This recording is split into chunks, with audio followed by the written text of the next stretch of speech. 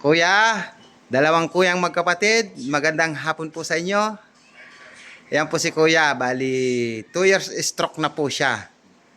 Bali, wala na siyang sakit sa spiritual, katiting na lang. Anong pakiramdam mo ngayon, Kuya? Yung mag-aana po siyang ihakbang sa kayang kilos. Gagawin nga lang natin lahat yung tinuro sa atin. Yes. Maraming salamat. Salamat po ng marami din po sa inyong patuloy na pagtitiwala, Kuya. Opo. Sa AAJN Dalisay Facebook page.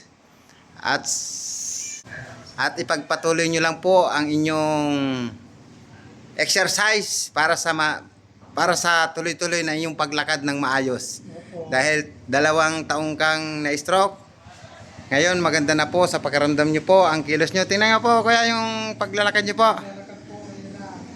Dati nung unang punta nyo po dito ay may alalay kang. May alalay ako tatay, wheelchair. Yun. Si Kuya ay binigyan ng libreng kwintas kanyang alaga na gabay sa kanyang araw-araw na pag-alis kung saan siya ay makapunta.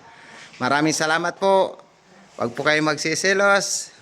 Kailangan mag-like and share para mapili po kayo sa libreng kwintas o kaya sa langis at sa 500 pesos. Maraming salamat po.